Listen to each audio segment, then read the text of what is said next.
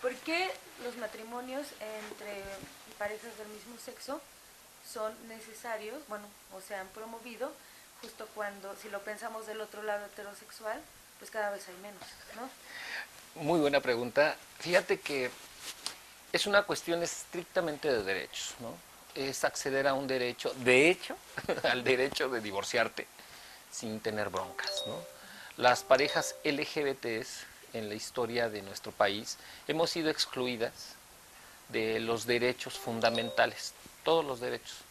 Por tanto, en esta lógica de vivir en un país democrático, en un país que integra, que suma, que no discrimina, bueno, pues las parejas de la diversidad sexual que hemos accedido a este derecho en la Ciudad de México principalmente, pues tenemos la posibilidad de estar en el marco de los beneficios que el Estado le da a todo mundo, excepto a las personas LGBT. Por tanto, en esta lucha que es de más de 30 años, hemos logrado acceder a ese derecho fundamental que es, bueno, de entrada amarte, con quien tú quieras amarte, al hombre o a la mujer con la que quieras estar, que es un derecho humano universal y irrebatible, ¿no? El amor, o sea, tú tienes derecho a amar a quien tú quieras, pero el amor no te garantiza derechos. Entonces, por eso en esta sociedad que está estructurada de esta manera, donde las personas heterosexuales que se aman y desean conformar una familia y tener beneficios sociales de esa unión, bueno, pues se casan, ¿no? Porque también hay personas heterosexuales que no se quieren casar. Es más, pues está este asunto de que el divorcio va en aumento, pero la realidad es de que hay muchas personas que quieren acceder a esta posibilidad. Entonces, históricamente hemos sido excluidos de ello y la posibilidad que ahora tenemos en la Ciudad de México, en Nayarit, en Coahuila y algunos otros estados que están ya a punto de legislar, bueno, es acceder a algo tan elemental como ir a un registro civil, decir que te amas con una persona, que quieres conformar una familia y que el Estado tiene la obligación, porque así lo ha dicho la Corte, así lo acaba de decir la Comisión Nacional de los Derechos Humanos y todos los órganos internacionales en favor de los derechos humanos así lo plantean, pues tienes el derecho a acceder a esa posibilidad. ¿Cuánto va a durar y cómo te vas a arreglar ahí con la pareja? Bueno, eso es otra cosa, eso es otro tema, pero es un derecho fundamental, acceder a la posibilidad de que tu unión con una persona tenga la legitimidad del Estado mexicano.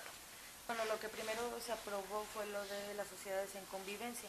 Estas sociedades en convivencia sé que no solamente son para parejas del mismo sexo, Exacto. pero digamos que este fue como un primer avance para que esto Claro. sucediera posteriormente. Sí, y ahí yo tuve el gusto y el placer de ser la primer pareja que se convivenció en la Ciudad de México en el 2007, el 16 de marzo del 2007, en la delegación Iztapalapa. Y bueno, yo formé parte del petit comité de ese proyecto que viene desde sociedad civil, lo propuso la exdiputada Noé Uranga, y sí, el proyecto original era mucho más ambicioso. Daba la posibilidad a todas las personas que quisieran unirse bajo el régimen de sociedades de convivencia y apostarle a esa relación lo que quisieran apostarle, ¿no? Pero la verdad es que los grupos conservadores empezaron a poner muchos candados y hubo mucha discusión y la ley quedó corta en su momento, pero fue una ley que simbólicamente mandó un mensaje a la sociedad de avance, ¿no? De decir, a ver, este sector, lo que te decía hace un rato, este sector históricamente ha sido discriminado, por tanto, necesita tener derechos. Y la primera ley que se aprobó en México fue la ley de sociedades de convivencia, el Pacto Civil de Solidaridad en Coahuila también se firmó por aquellos años.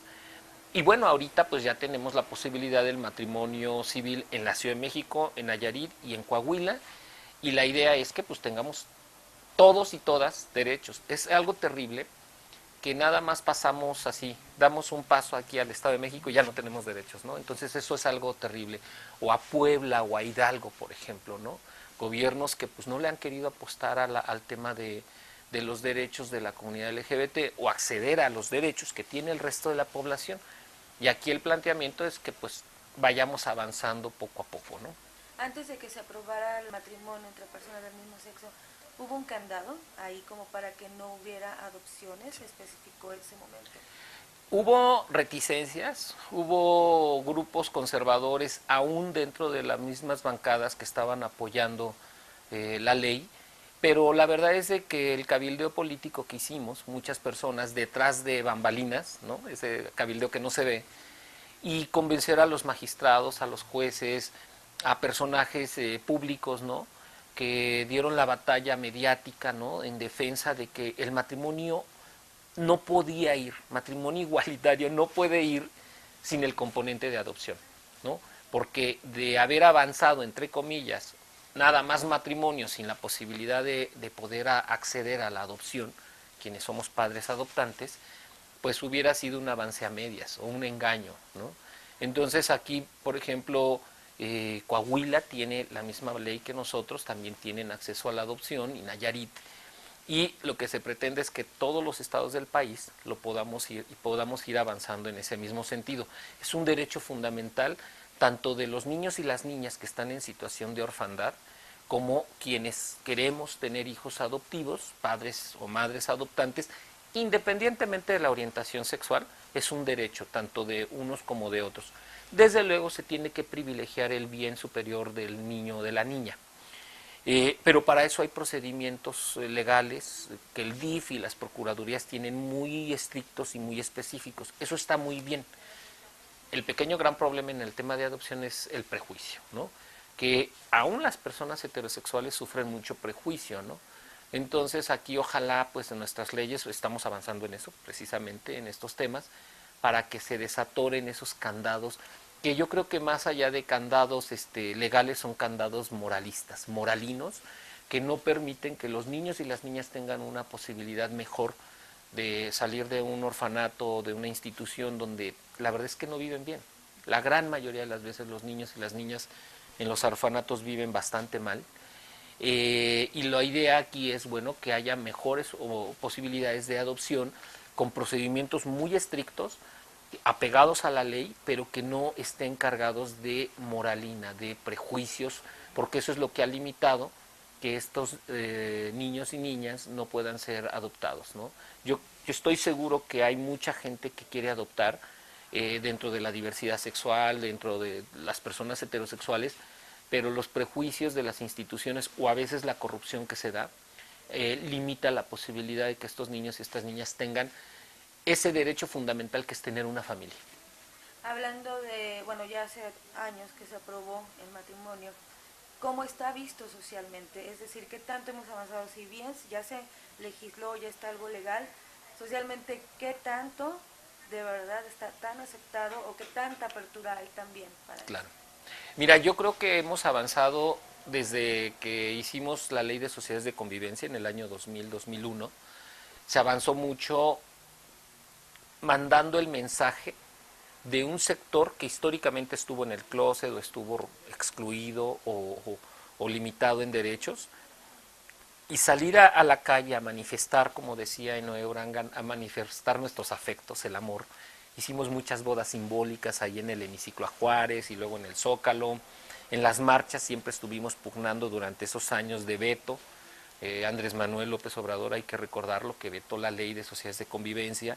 Esos 5 años nosotros hicimos un cabildeo social, un cabildeo en las universidades, con líderes de opinión, en los partidos políticos. El PRD fue particularmente sensible al tema. En su momento, salvo el veto de Andrés Manuel. Y bueno, hemos avanzado mucho en lo cultural, creo yo. No como quisiéramos, las cosas nunca son como uno quiere, porque en lo político solamente está la Ciudad de México, que ha avanzado, así estamos a nivel de Holanda, de Dinamarca, de Suecia, o sea, estamos muy bien en ese sentido. Coahuila, que también tiene la ley tanto una ley parecida a sociedades de convivencia, que es el Pacto Civil de Solidaridad, y Nayarit recientemente, que también fue pues un gran avance, ¿no? Ahí sí quiero cacarear el huevo. Gracias a la bancada del PRD en Nayarit, pues se pasa esta ley también. Y entonces un estado más se suma. ¿Qué es lo que sucede? Que vamos avanzando políticamente, pero en algunos ámbitos sociales, todavía no llega ese avance, ¿no? Hay mucha represión, hay muchos crímenes de odio.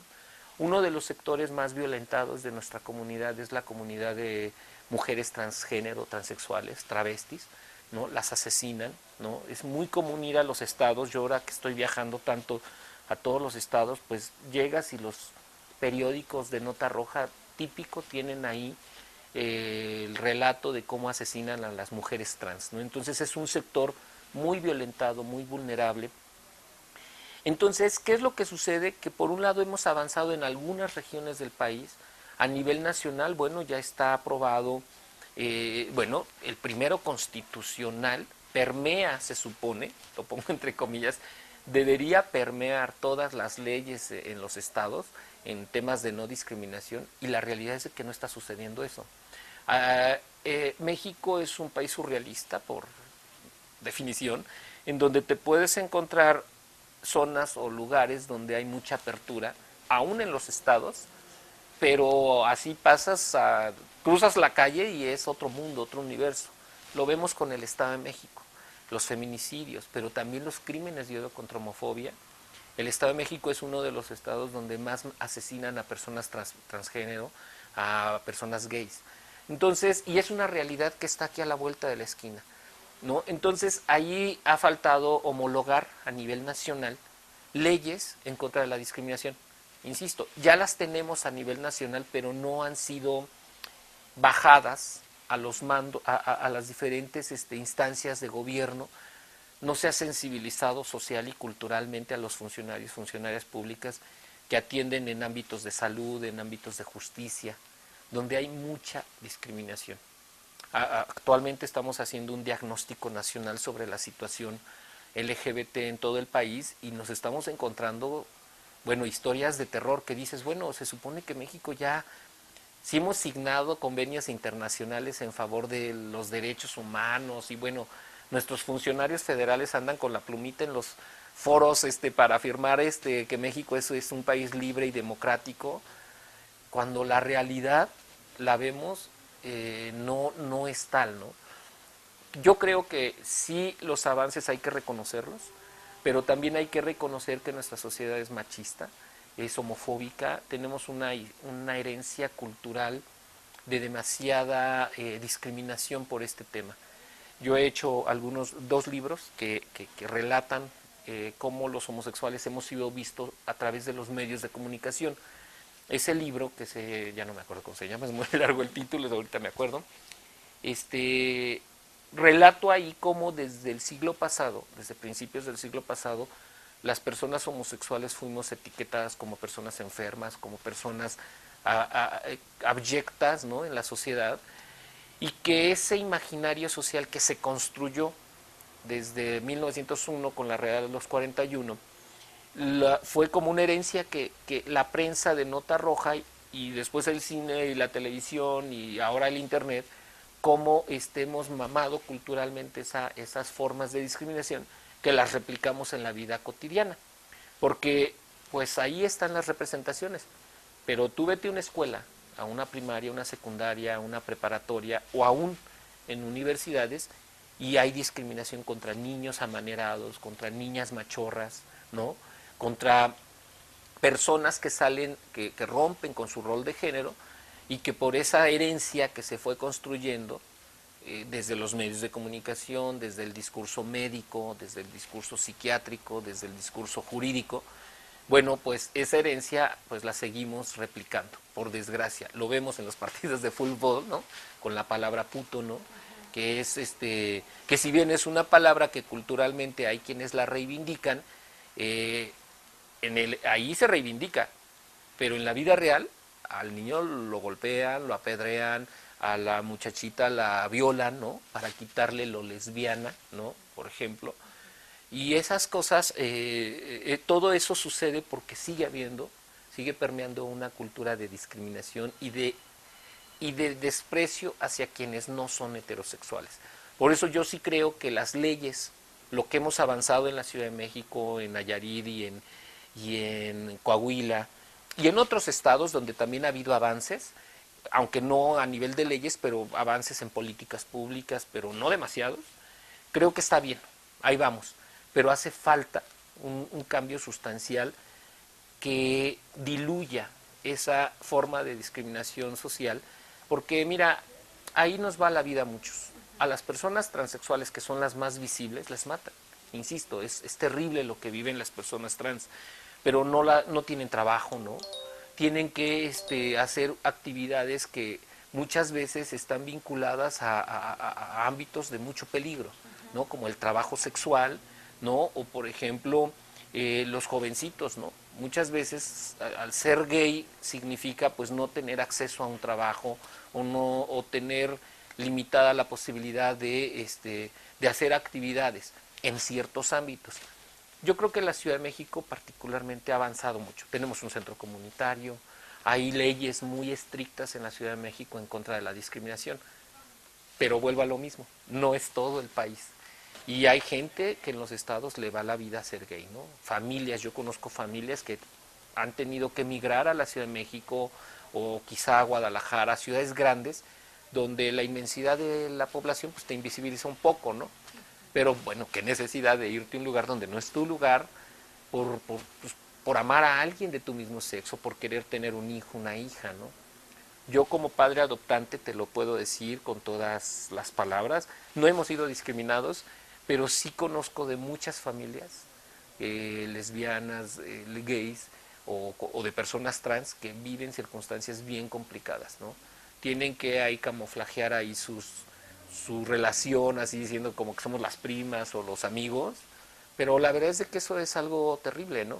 Sí, porque significa esconderse de todos modos, ¿no? Y yo creo que eso, una persona en el closet, cualquier tipo de closet, no creo que sea muy feliz, ¿no? Yo creo que esconderte ante la sociedad por ser quien eres debe ser algo terrible.